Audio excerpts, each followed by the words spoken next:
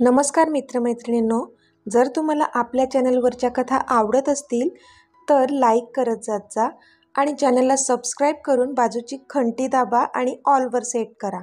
म्हणजे जेव्हा जेव्हा मी नवीन व्हिडिओ किंवा कोणतीही नवीन पोस्ट अपलोड करेन तेव्हा ती सगळ्यात आधी तुमच्यापर्यंत पोहोचेल. धन्यवाद. तर वळूया आपल्या कथेच्या पुढच्या भागाकडे. आधी बाद झाला आता, मी ठेवते फोन. गुड नाईट, ती हसून बोलली आणि फोन ठेवून दिला तिने. आणि फोन छातीशी लावून वाढलेले श्वास कंट्रोल करू लागली ती. हा आधी पण ना, ती हसून स्वतःशीच बोलली आणि बेडवर आडवी झाली. इथे आधी त्या कट झालेल्या फोनकडे पाहत होता. I love you too sweetie and lots of kisses to you my dear चष्मीस, तो बोलला आणि झोपून गेला. आता पुढे ऋषी आपल्या ॲन्युअल डेला सगळ्या एम्प्लॉईजना एक गिफ्ट वाउचर द्यायचं ठरवलं आहे, जेणेकरून त्या पैशाने ते त्यांना हवं ते घेऊ शकतात.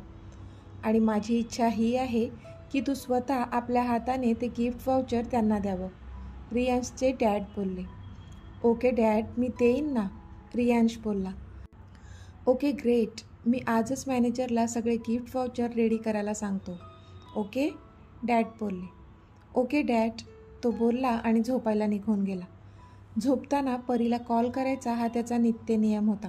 त्याचप्रमाणे त्याने तिला कॉल केला आणि मग दोघेही फोनवर गप्पा मारत बसले. बराच वेळ ते दोघे गप्पा मारत होते. मग शेवटी गुड नाईट बोलून त्यांनी फोन ठेवून दिला. रियांश गालात हसत बेडवर आडवा झाला. त्याला आता परीशी जे जे बोललं होतं ते आठवून ब्लश होत होता. तो झोपण्याचा प्रयत्न करू लागला, पण इतक्यात त्याला त्याच्या डॅडचं बोलणं आठवलं की ऑफिसच्या ॲन्युअल डेला त्यालाच सगळ्यांना ते गिफ्ट वाउचर वाटायचे होते. आणि क्षणात त्याला धडकी भरली. म्हणजे तिथे तर परीसुद्धा असेल, म्हणजे मग तिला कळेल की मीच रियांश आहे. नो नो, हे होता कामा नये, तो मनातच बोलला आणि तडक उठून बाहेर आला. पण आता घड्याळात 12 वाजले होते आणि त्याचे मॉम डॅड झोपले होते. तसं त्याने डोक्यावर हात मारला आणि पुन्हा रूममध्ये आला. उद्या डॅडशी बोलावं लागेल, मी गिफ्ट नाही डिस्ट्रीब्यूट करणार, नाही म्हणजे नाही, तो स्वतःशीच बोलला आणि डोक्यावरून पांघरून घेऊन झोपून गेला. सकाळी युवी आणि आदी दोघेही लवकरच उठले होते. आधी त्याचं आवरून खाली लिव्हिंग रूममध्ये तिची वाट पाहत बसला होता. त्याने सिम्पल व्हाईट कलरची टी शर्ट आणि जीन्स घातली होती, प्रवासात कम्फर्टेबल वाटावं म्हणून. इतक्यात त्याला युविका स्टेअरकेसवरून खाली येताना दिसली आणि तो क्षणभर तिला पाहतच राहिला. तिने पण साधा व्हाईट कलरचा कुर्ता आणि जेगिन घातली होती. केस मोकळेच होते, कानात ऑक्सिडाईजचे झुमके घातले होते, डोळ्यांवर नेहमीप्रमाणे चष्मा, मागे सॅक लटकवली होती आणि हातात छोटी पर्स. थोडा वेळ त्याची नजर हटलीच नव्हती तिच्यावरून. त्याला त्यांची पहिली टूर आठवली, जेव्हा ते एकमेकांसोबत बँगलोरला गेले होते. दोघी एकमेकांना किती खुन्नस देत होते तेव्हा. त्याला तर तो प्रवास आठवूनच हसायला आलं. पण आज नाही, आजची गोष्ट वेगळी होती. आज त्याच्यासोबत वर्ल्ड्स मोस्ट ब्युटिफुल मुलगी प्रवास करणार होती, जी क्वीन होती त्याच्या हृदयाची. हाय, ती येऊन त्याच्यासमोर उभी राहिली आणि बोलली. हाय, तो तिच्यावरची नजर न हटवता बोलला. तशी तिने लाजून मान खाली घातली. सगळं व्यवस्थित घेतलंय ना, समोरून आकांक्षा आणि प्रतीक्षा येत बोलल्या. तशी युविका अलर्ट झाली आणि तिने आधीचा चेहरा जो आता तिच्याचकडे पाहत होता तो तिच्या हाताने दुसरीकडे वळवला. हो आत्तू, सगळं व्यवस्थित घेतलंय आम्ही, युविका बोलली. बरं, नीट जा आणि पोचल्यावर कॉल करा, ओके, प्रतीक्षा बोलल्या. येस मॉम, डोंट वरी, आदी बोलला. चला निघू आम्ही, आधी त्यांच्या पाया पडत बोलला. तशी युविका पण त्यांच्या पाया पडली. बरं बरं, निघा आता आणि सांभाळून जा, त्या दोघीही बोलल्या. तशी दोघांनीही त्यांना स्माईल दिली आणि ते बाहेर जाऊ लागले. ए थांबा, मागून आवाज आला. तसं आदी आणि युविका आश्चर्याने पाहू लागले तर त्यांना समोरून आजी येताना दिसल्या. माझा आशीर्वाद न घेताच कुठे चाललात, आजी थोडं चिडून बोलल्या. तशी आदीने नकारार्थी मान हलवली आणि मग दोघांनीही वाकून आजींना नमस्कार केला. अष्टपुत्र भव, आजींनी त्यांना आशीर्वाद दिला. तसे दोघे आज आलेलं तोंड घेऊन आजीकडे पाहू लागले. आज्जू, आधी एक भुवई उंच करून बोलला, पण युवीने मात्र मान खाली घातली होती. तिला ह्यावर काय रिॲक्ट व्हावं काहीच कळत नव्हतं. इतका मोठा गोळा तिच्या पोटात आला होता. अहो आई, काहीही काय? प्रतीक्षा आणि आकांक्षा आजींना दटावून बोलल्या. काय झालं? काही चुकीचं बोलले का मी? आजी जसं काही केलंच नाही ह्या आविर्भावात बोलल्या. आई, अहो चुकीचा आशीर्वाद दिला तुम्ही, आकांक्षा बोलल्या. हो का? I am sorry. आता वय झालंय ना म्हणून लक्षात नाही राहत. या रे पोरांनो, पुन्हा आशीर्वाद घ्या. आजी बोलल्या तशी आधीने पुन्हा नकारार्थी मान हलवली आणि आजींच्या पाया पडला. सदा सुखी राहा, खुश राहा, आजी बोलल्या आणि त्यांनी त्याला मिठी मारली. मी जो आधी आशीर्वाद दिला आहे ना, तो पूर्ण करण्याची सगळी जबाबदारी तुझ्याच खांद्यावर आहे, बरं का? आजी दात विचकत हळूच त्याच्या कानात बोलल्या. तसा तो गालातच हसला. मग युविकाने पण त्यांना वाकून नमस्कार केला. त्यांनी तिला सुद्धा सुखी राहण्याचा आशीर्वाद दिला आणि पुन्हा तिच्या कानात बोलल्या. मी आधीला काहीतरी सांगितलंय, नक्की विचार कर त्याचा, ओके? युविकाला काही कळलंच नाही, पण तरी तिने हसून मान हो मध्ये डोलावली आणि मग सगळ्यांना बाय बोलून ते तिथून निघाले.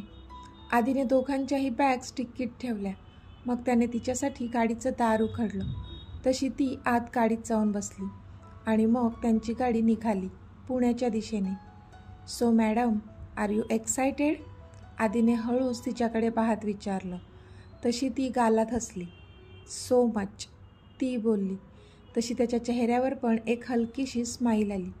मग इतक्या दूर का बसली आहे? जवळ ये ना माझ्या, तो मिश्किलपणे बोलला. नको, मी इथेच ठीक आहे. तू लक्ष देऊन गाडी चालव, ओके? ती मुद्दाम त्याला छळत होती.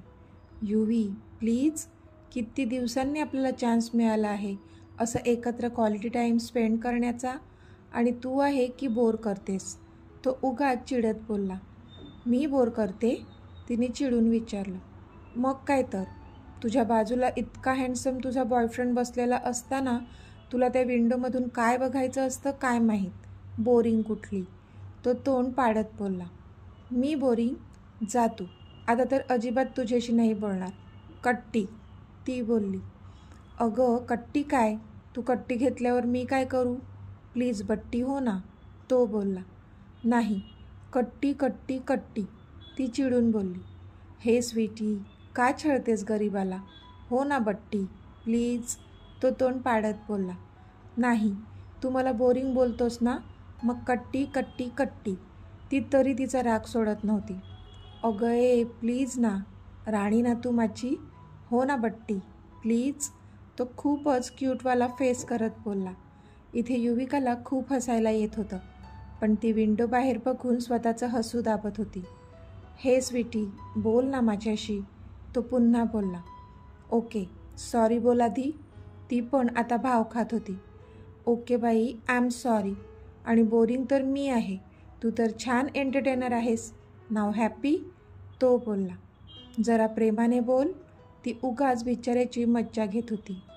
Yuvi, my sweetie, I am sorry darling, please forgive me and come in to my arms dear, तो बोलला. तशी ती खुदकन हसली आणि आत्ता कुठे तो रिलॅक्स झाला.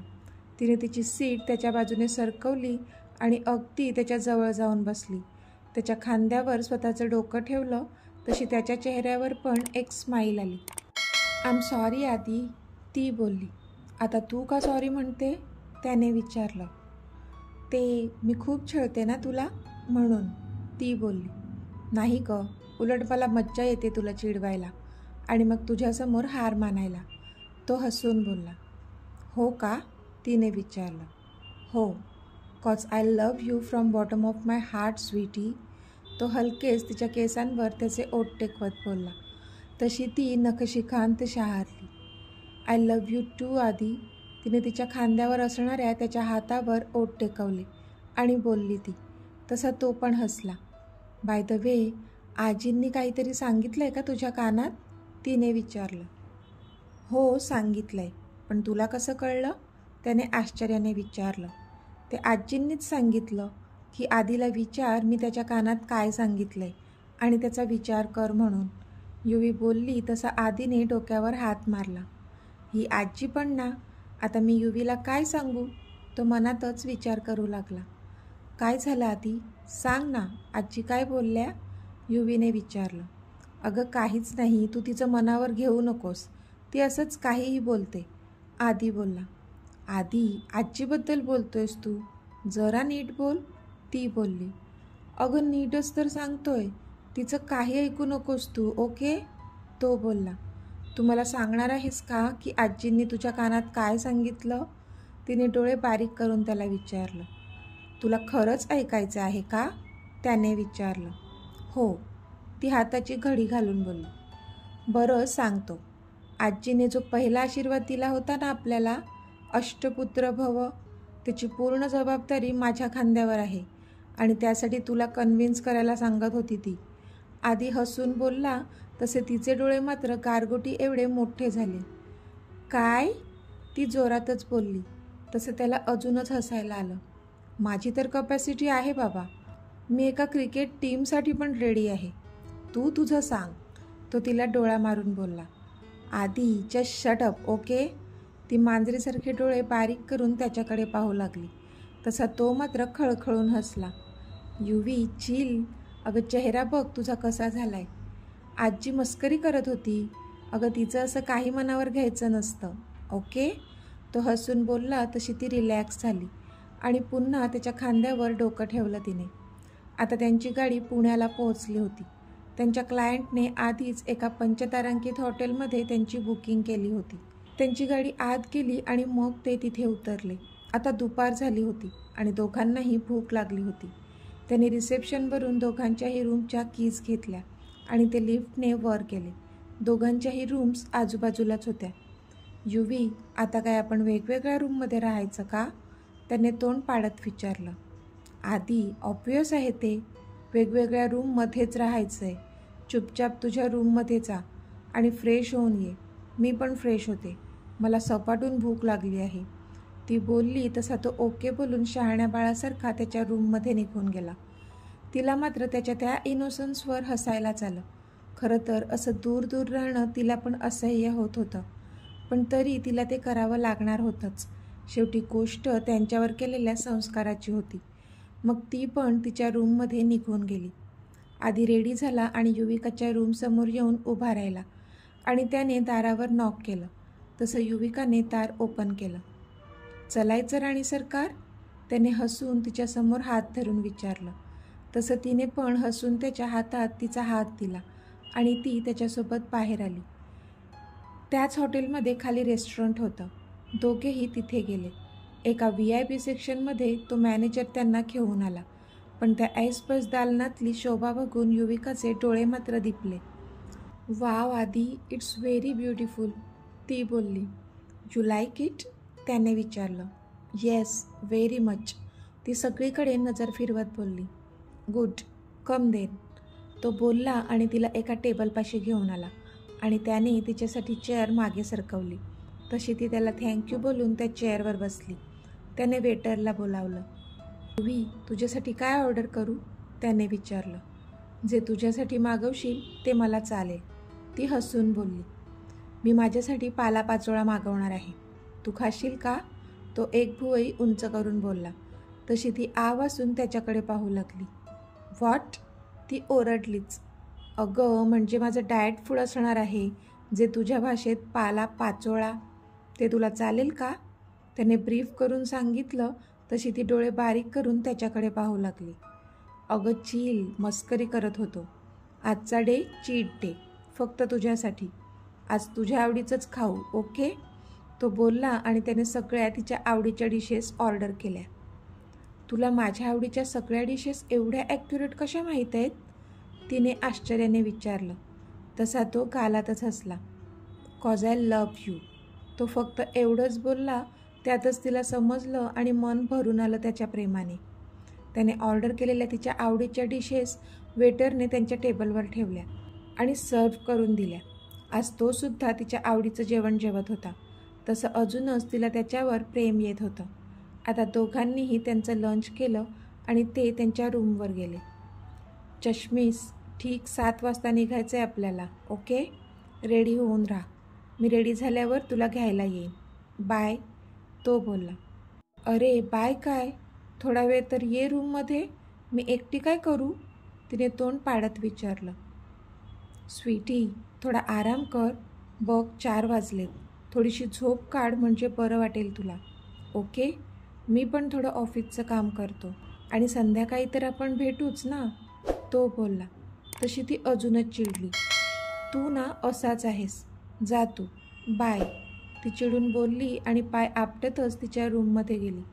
तसा तो मात्र गालातच हसला. तर मित्रमैत्रिणींनो, आजचा भाग तुम्हाला कसा वाटला ते मला कमेंटमध्ये सांगा.